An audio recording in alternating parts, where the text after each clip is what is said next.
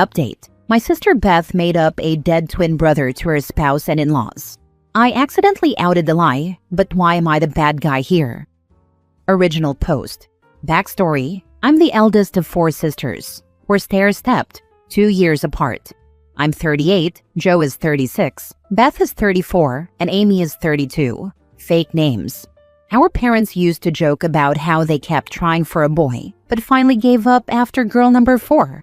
Not gonna lie, it hurt our feelings a little, especially Amy, but they stopped that and assured us they wouldn't change anything. Every one of us has at least one daughter. I am the only sister that has a son. At 17, he's the eldest grandchild, and I'm fairly certain he's my dad's favorite person in the world. They are best friends. It's adorable. Okay, now that you have the backstory, let's talk about tonight.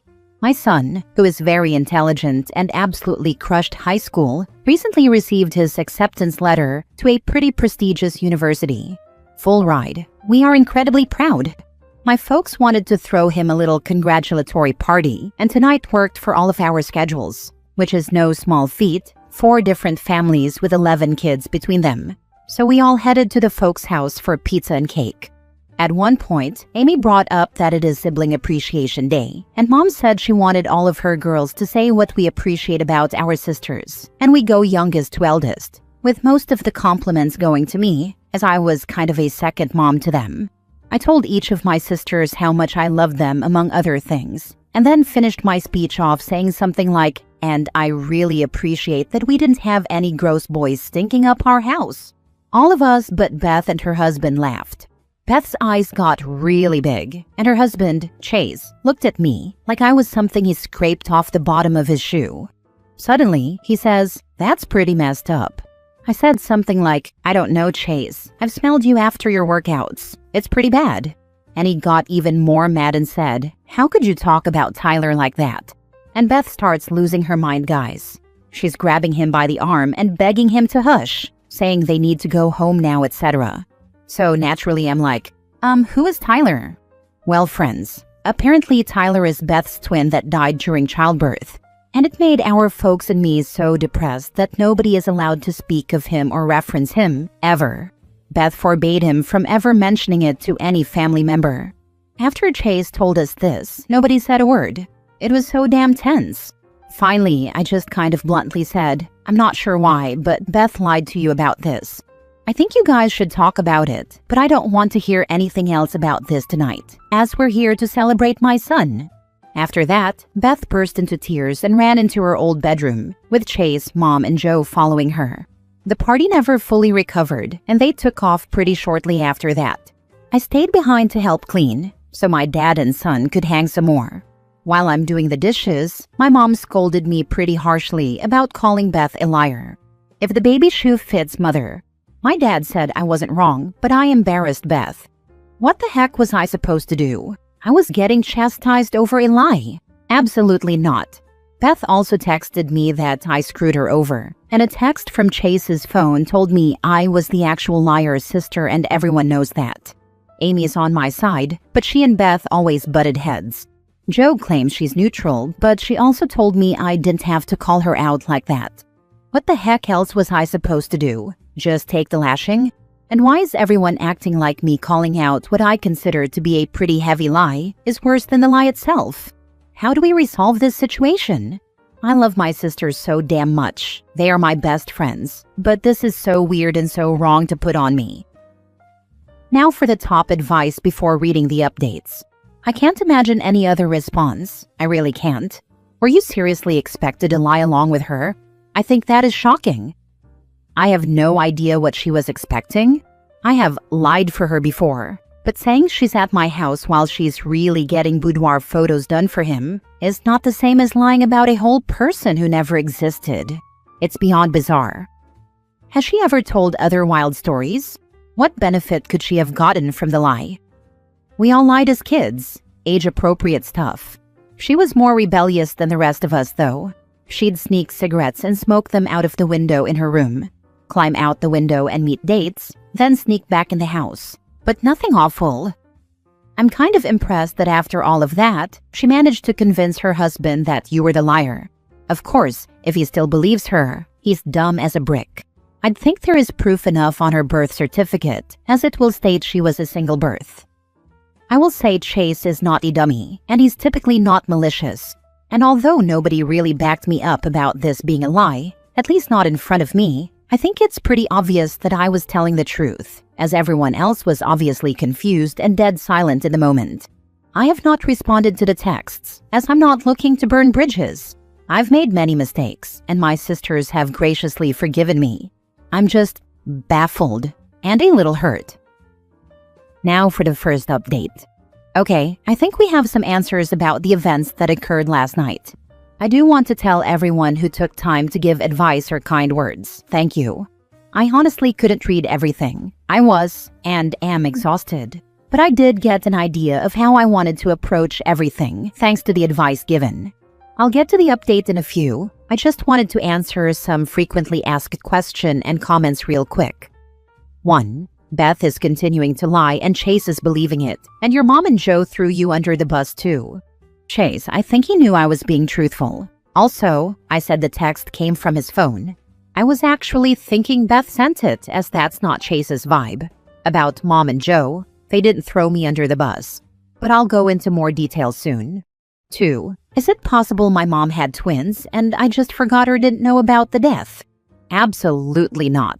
I was at all of my sisters' births. I don't remember Joe's, but I do remember Beth and Amy's. And there were no multiples, no deaths, no funerals, no depression. 3. The birth certificate will prove it. It sure would, yes. But I'm not about to try to strong-arm my sister into showing her husband her birth certificate. 4. Your sister is mentally ill, also the golden child, and you're the scapegoat. I'm not about to say my sister is sick, but I do think she has some issues, as we all do. There's no golden child and scapegoat in this family. My parents were and are really good about treating all of us fairly and equally. 5. You could have or should have been more tactful, pulled her aside and not called her a liar. Had I known that Tyler was my dead brother, I never would have asked who he was. Chase and I tease each other a lot, and I honestly thought he was about to come out with some kind of funny joke, a la D's nuts. About my lack of tact? I don't know. I think it's pretty lacking in tact to make up a whole dead sibling. And really, facts are facts. She lied, and that's that. The night was about my son, so I squashed the issue and chose to move forward, hoping to end the conversation with as little drama as possible. Okay, so now up to the update. After a night of barely sleeping and my blood pressure dangerously high, I called my mom this morning fully ready to let out an emotionally charged tirade about how I feel they unfairly threw me under the bus and took Beth's side when she objectively did the worst thing. My mom answered the phone apologizing and asked me to just listen. When she and Joe followed Beth and Chase to Beth's room, Mom did tell Chase that Tyler was not real and this is an issue between her and Chase, and they should probably leave because she didn't want the evening ruined. She did get on to me, but it was mostly out of sympathy and empathy for Beth, and she recognized it wasn't okay. She apologized for that. She spoke with Chase this morning, and Beth, who is the one who sent me the text from Chase's phone, finally came clean early this morning, after hours of denying the lie. Something I didn't mention, as I didn't feel it was pertinent to the story, is Beth's eldest daughter, isn't Chase's biological daughter. He's been around since she was 2. Also kind of pertinent is that Chase is a first responder. He loves to be a hero, and he's very good in that role. He met Beth doing victims advocacy. And as such, I believe they both view him as saving Beth. This has long been speculated, but it's not exactly our place to say anything. And we all love Chase. He is an amazing person. And Beth is no dummy. She picked up on Chase's hero complex immediately. It appears that, in an effort to make herself look more sympathetic, vulnerable, broken, she lied about having a twin brother that died in childbirth. I guess being in an abusive relationship and having a small child just wasn't enough? She did not have to do that. They've been together 10 years now and not once did she come clean. To me, that proves a clear pattern of deceit and manipulation. However, I'm not going to speculate on her mental health problems or reasonings for not coming clean. That is for her and her husband to deal with. Neither one of them has called or texted me to apologize, and I'm honestly unsure if they will. Beth is more of the rug-sweeping type, while I'm a confront issues head-on type. I will not be cutting my sister off for this, though. I love her, and at the end of the day, I just want her to be happy and healthy. I do hope that this whole issue will cause her to rethink some of her life choices, and maybe she can get some therapy. I think we could all use therapy, to be honest. That's where we are right now. My mom did not offer any information about how Beth and Chase are doing, and I did not ask. It's not my business. I have not heard from Joe, but Amy and I have been texting all morning, and she is being my best good friend right now and providing a lot of support. Hopefully, we can all move forward and grow together in the future. Thanks again for the support you all have sent my way. I am glad your mother apologized, but your sister really owes you and the entire family an apology. This was a really selfish and weird thing to do. She also owes Chase and his family an apology. I hope she gets some help for this. Good luck. I am glad that her mother offered an apology, but in my opinion, OP's mother really should do something to properly make up for what she did. It's one thing to take a side, it's another to berate someone in an emotionally tense situation. That's where that little pit of resentment comes from. But that's just my opinion, and I'm some rando on Reddit. Well, this is why she continues to do this nonsense at her big age. No one holds her accountable. You can't move forward and grow together if people don't take accountability. Your entire family enables her in the worst way. I can't disagree with that. It's not healthy or helpful to rug sweep this issue, right, OP? I say that with love, because sometimes it's hard to see our own behavior and how it affects others.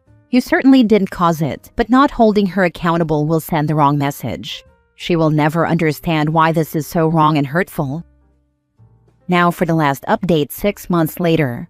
Well, a lot has happened in the past months. I read all your comments, multiple times, and I heard you. I faced some very hard truths about my family and our dynamics, but mostly I grieved. About a month after I made my original post, my dad passed away. It was very unexpected, massive stroke. The worst part was Mom was out of town, so my dad died alone. My son talked to him that same day. They made plans for the next week, and then my dad was gone. It's been a very hard few months. I started therapy mostly to deal with navigating life without Dad, but my therapist made a lot of good points about our family dynamic. Mostly that I was parentified and a people pleaser. That keeping the peace comes at a price, and that price was my needs being put on the back burner. And as a result, I keep people at arm's length because of this, and I'll be damned if she wasn't right. So let's rewind a little.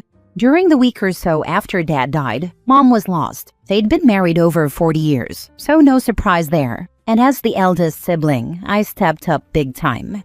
Joe and I already knew a little about our parents' end-of-life wishes, and we chose to go forward with cremation. Mom agreed. This is her wish as well, as did Amy. Guess who didn't? If you guessed Beth, you'd be right. She just had a complete meltdown, wailing over how she couldn't stand the thought and would not allow it, and blah blah blah. This is probably the first instance of me shutting her ass down. I told her, in no uncertain terms, that this wasn't her choice. It was our father's preference, and it was happening regardless. Next, she was wandering through the house, trying to pick out things she wanted, before Mom had even given us her blessing. When she started, Mom asked her to please stop, let her sort some stuff first, and then she would give a yes or no. When Beth asked what she needed to sort out, Mom mentioned Dad's watch collection. There was one specifically for my son, and when Beth inquired as to which one, Mom refused to answer. Beth insisted that wasn't fair, that she should have first pick blah blah blah. Mom and Joe apparently shut that down with a quickness. I wasn't there, but my son is now wearing the first luxury watch my dad ever bought, and he is so proud. Don't worry though, all the grands have something special. Next, she got absolutely plastered at his end-of-life ceremony, went around wailing and making literally the whole thing about her grief, and how her wishes weren't respected, and before I could snap, and believe me, I was this close, Chase dragged her out of the venue. I'm not sure what happened, but when they got home, police were called, Beth was arrested, and my niece ended up with my mom for the night. My brother-in-law did have some bruises to back him up. Despite Beth calling us, nobody bailed her out. We are just done with it. She did get released on her own recognizance, and only ended up with some community service and a fine. Chase was more than willing to do therapy with her, but she started drinking even more, and as a result is being more aggressive with both him and the kids. There was another situation, and long story short, Chase is divorcing her and petitioning for full custody. He has asked us to write letters on his behalf, and I believe all of us are going to do so. I don't know what is going on with my sister, but she is on a downward spiral and it's so sad to see. She refuses to speak with anyone, and I'm just done trying. I'd already decided to cut her off after the BS at Dad's end-of-life ceremony, but this solidified it. I won't be updating again. I'm washing my hands of all of this. I hope my sister gets help, but it'll take a lot of work, and she's never been one to want to put in the work. I'm putting myself first for once and concentrating on my children, my husband, and myself. Thanks for listening to me vent. Y'all are almost as good as therapy. Last story. I think my friend is making her child sick on purpose. I'm 17 and my friend, who I'll call Mary, is 18. She has a 4-year-old daughter, who I'll call Lily. Mary had her baby at 14. I have nothing against teen parents, but there are a bunch of weird things Mary does that make me suspicious. First, Lily is always sick. She seems to always have a fever or be throwing up. Mary claims Lily has heart and breathing problems, and she hospitalizes Lily all the time. Every single time they're discharged, 4 or 5 days later, Lily is sick again but with something different. I also see Mary give Lily a lot of medication, and she had Lily fitted with a feeding tube. When Lily seems to be getting sicker, Mary stays very calm. Not very concerned, just calm. It's obvious Mary loves Lily. She's very attentive and is a good parent in many ways, but she constantly complains about how sick Lily is and how they're just trying to get an answer. That behavior makes me uneasy. Another reason I'm worried is that when Lily gets sick, she runs to Mary for comfort, and Mary seems to get a lot of attention from that. What really set off alarm bells for me was when Mary said she wanted to start a TikTok page with Lily, posting about how sick she is and about how many views she'd get for being a teen mom with a sick child. I don't know if I'm overreacting or if these are real pieces of a puzzle, but I wanted to get this off my chest. If you truly believe she's harming her child for likes, call CPS. If you just think she's an annoying attention whore, then stop hanging out with her. Munchausen syndrome by proxy comes to mind. My grandmother suffered from this, and it ruined my entire life when she attempted to steal custody of me from my mom and then gave me a lifelong eating disorder I'm still trying to fight past. Be careful with CPS, though. The Gypsy Rose case has made people overreact about Munchausen. Everyone needs to watch Take Care of Maya. Hospital staff called CPS because they believed a mother had Munchausen. They ended up taking her daughter away from her, and she was so distraught over it she took her own life. It was proven that the little girl was actually sick, so just be absolutely sure before calling CPS.